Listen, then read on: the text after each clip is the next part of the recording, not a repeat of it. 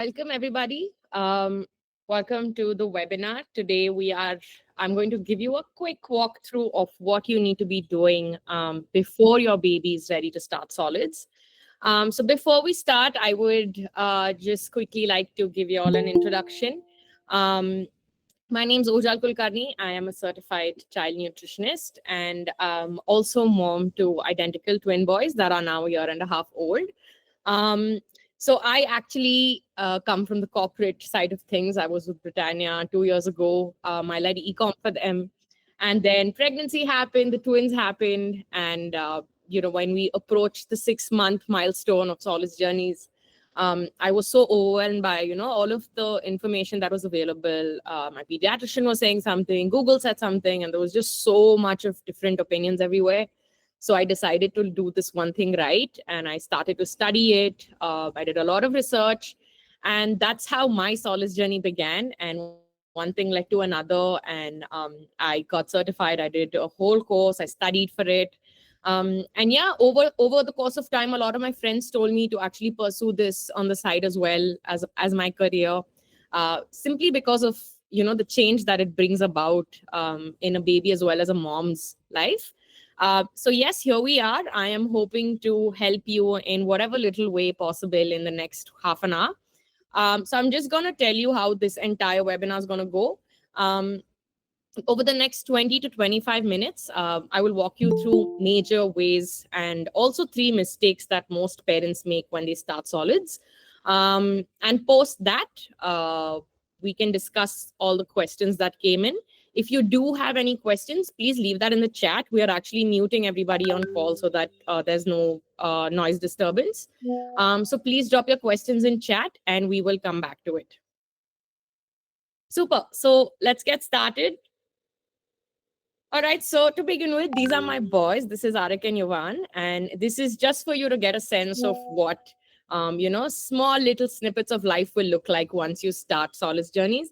So this is just them around, I think, 11 months. We took them to a vegetable farm. So it's super important for you all to lay the foundation of, exposing them to food, meal time, where our food is sourced from, because these are the little thing that actually piques the baby's interest. Then we've progressed over the months. You can see them just sort of feeding each other apples. They were, I think, 15 months at this age. That's their birthday cake. That's a banana and blueberry cake, which I baked for them. No sugar, no dates, none of that. And yeah, that's Yuvan eating pasta. Typical meals are, they're well balanced at this point. At the age of by 10 months, you want your baby to be eating table foods, which is basically foods that we are eating, and of course, mashed a little bit. But by the age of 15 to 16 months, you want them to be able to eat all textures. Super. So what exactly does it mean when you say, is your baby solids ready, right? So there are a few key things to look for, and it's very important that your baby ticks all of these. Number one is that your baby should be able to sit up straight with little to no support. This is important primarily because you will have your baby seated on a high chair, hopefully at all given times during a mealtime. And gravity plays a role with the food moving down your throat, right? So you don't want your baby like falling off or anything, because what happens then is that there is more risk of choking. So that's the reason we say that the baby sitting up straight is a prerequisite. Your baby must show interest in food and reach out to grab food, and also be able to say no, that they don't want more food. This, of course, is a question of curiosity. The more something interests them, more likely is it that they explore it. 10, baby having neck control is very important. You want your baby to sit up straight. We will talk about how you can aid all of this in the coming slides.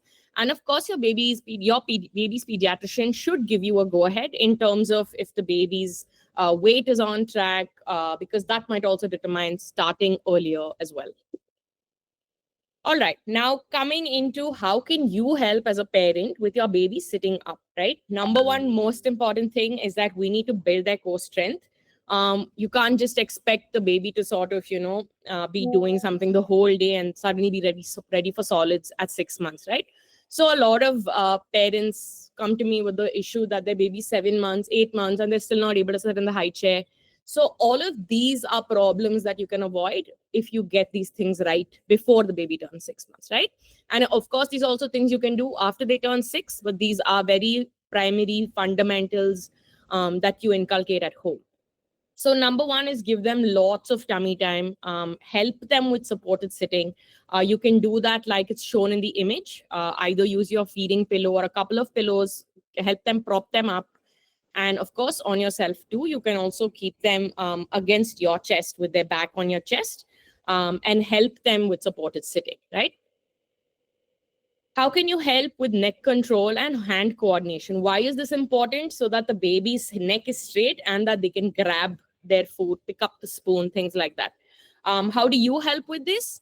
By encouraging hand to mouth and hand motor skills. And now, how do you inculcate small things like these in your playtime? By simply setting up a play gym. You can hang ribbons, you can hang some toys, anything, literally hanging laces, hanging balloons. Go crazy. You can take a lot of liberty with exploring what you want your child to grab. Basically putting them up like this gives them a lot of back muscle strength, chest strength, arm strength. You're teaching them hand-eye coordination.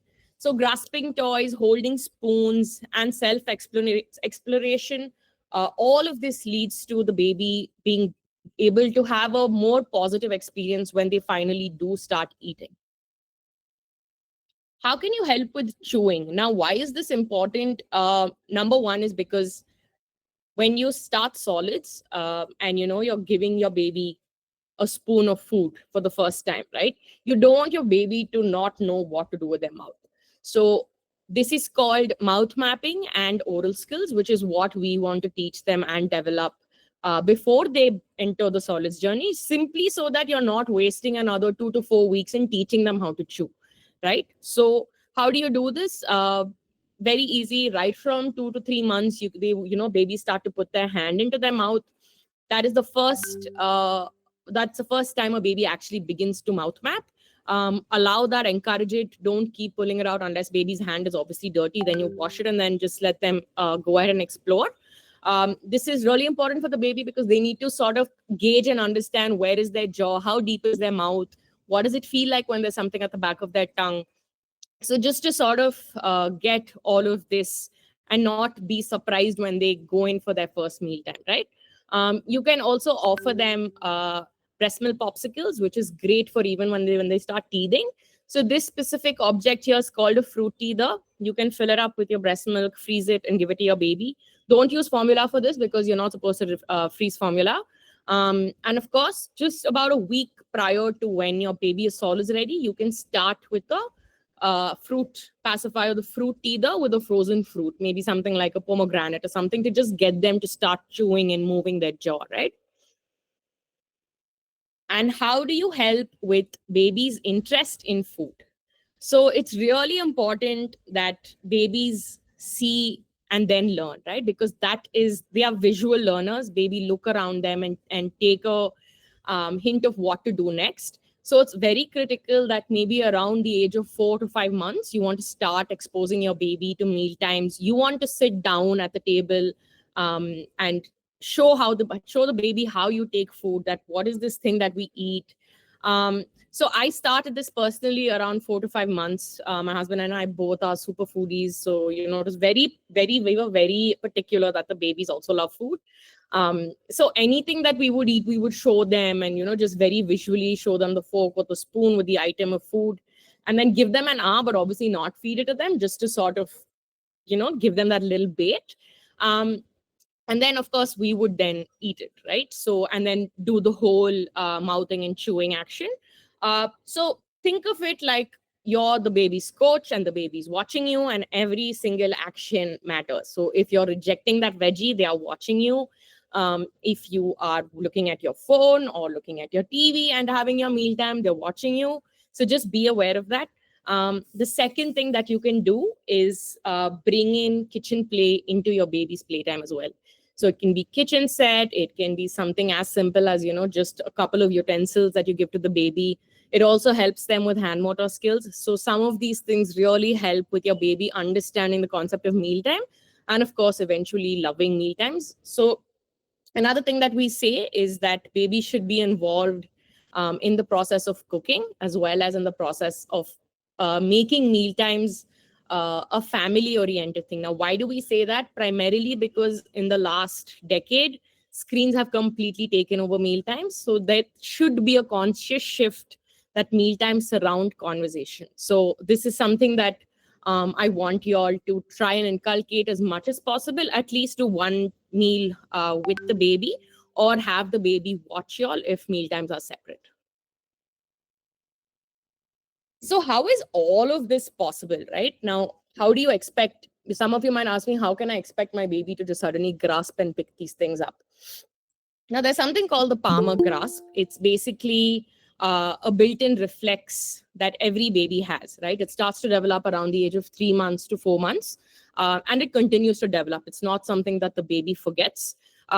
It can be, it's so basically, when you give your baby your finger to hold, and they sort of clench it, that's what we mean by the palmar grasp, right? So when you hold a pen, when you hold a pencil, this is exactly what we call the palmar grasp, and it's a key indicator of a healthy nervous system. So even that's why if you ever go to the doctor, they will give the baby a pencil or something to hold, because this is the first thing that they see, is the baby able to grab onto something, right? Um, so with the palmar grasp, having a solid one early on helps you with multiple things, right? Basically with everything that we spoke about earlier, and especially in meal times, with holding your food. If you're doing BLW, with going and grabbing that piece of broccoli or that piece of chicken drumstick, right? To be able to hold that, and even to hold the spoon. So even if you don't follow BLW and you follow the traditional method of spoon feeding, I highly recommend that you at least fill the spoon for the baby and give them a pre-filled spoon, right? So that there is some amount of involvement of them holding the spoon, taking it to their mouth. Otherwise, it sort of just becomes a very parent-led approach, which might suit you now. But what that might do is maybe 1 or 2 years later down the line, you might see that your child is probably still struggling to pick up food from the plate and eat it themselves, right? So these are small ways to inculcate all of these right from when you start. Third is hand-eye coordination. Very important to look and move, especially when you're eating. Towards the end of 1 year, you want to give your babies utensils. They should be able to, start eating with a spoon and fork. Of course, it's not going to take um, overnight or 1 week or 1 month for your baby to learn these skills. And that's why we call it solids journey. And that's why the way I see it, it is a very lifelong process with the fundamentals built in your first 1 year of starting solids. Um, the other thing with palmar grasp is it also helps you judge the distance and direction of the objects. Where else does this come into play? With sports, with throwing a ball? All of these different aspects come from something as small as the palmar grasp. All right. So coming to the main topic right now about starting solids. So we have three big mistakes that we need to avoid. Number one is giving dal water. So I'm sure that a lot of your pediatricians have already told you, start with dal pani. But what you need to remember is that dal pani has no nutritional benefit. And the way that I would like all of you all to approach meal times is that it is an opportunity to pack as much nutrition into your baby's meals, right? You get a few windows in the day, and your baby is only this small, with the sort of power to grab information and nutrients, and their body's just ready to grow in this short period of time, right? When they're probably the first 6 years of their lives. So you want to pack every single mealtime with as much nutrition, especially in the flavor window. Now, what do we mean by the flavor window? So the flavor window refers to the first 100 days or the first 3 months, typically, which is the 6 to 10 month period. Um, at this point, your baby's palate is developing.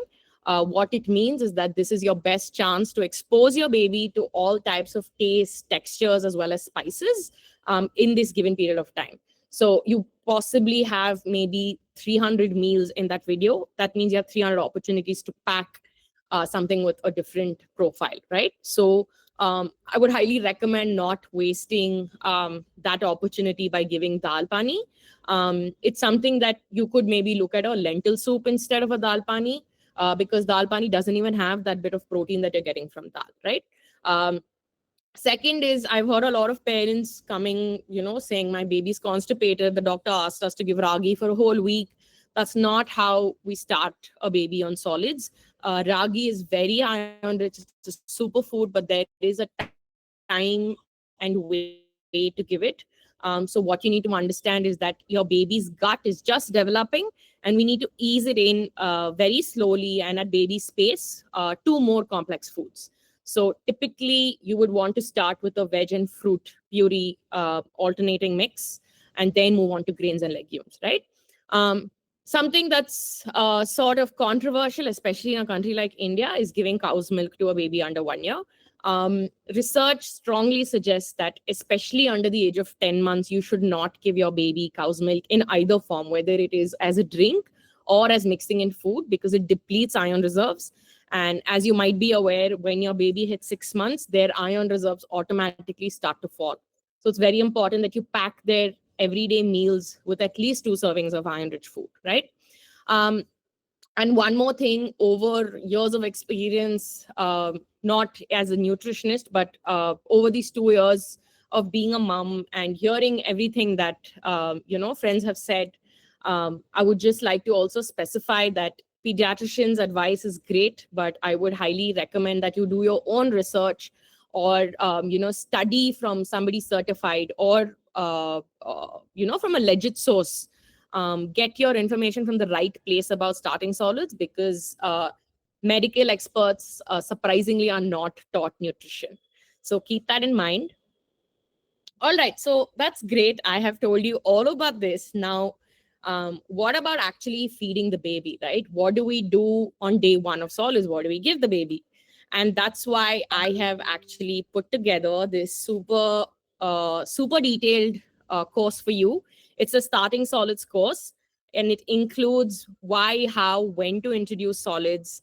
What is the parent and the caregiver's role in solids? How do you navigate meal times? How do you move from purees to semi-solid food and then ultimately to table food, right? So like I said, you have a 3 to 4 month window where you can gradually progress your baby, uh, at their pace, and which is required. There is a safe way to introduce foods, and we talk about all of this in the course. How do you set up a positive mealtime environment, right? What happens when there is food refusal going on? What do you do when the baby's chucking the plate, right? How do you navigate, and how do you react to a baby is all the more important than actually the specific food that you're giving the baby, right? Mealtime mistakes to avoid, a few are already covered. Another one big thing that I would like to highlight here is that please keep in mind, when you start solids, up until the age of 1, milk is the most important nutrient that you want to give your baby, and not solids, right? So don't get worked up if the baby's not eating solids for like up until they're 10 months old, because they're still getting their milk from, they're still getting their nutrition from the milk.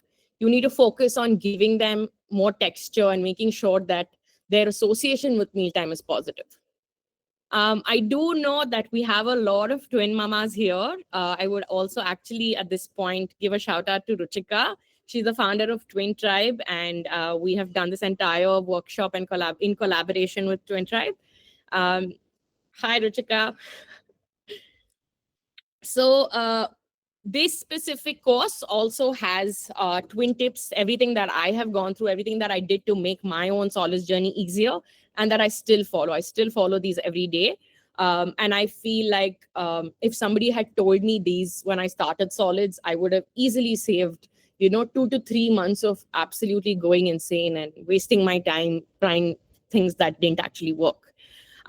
Safe allergen introduction, very important to do before your baby hits a 1 year mark, because the most recent study and research shows that babies need to be exposed to allergies earlier, and the risk of developing the allergies then much, much lesser.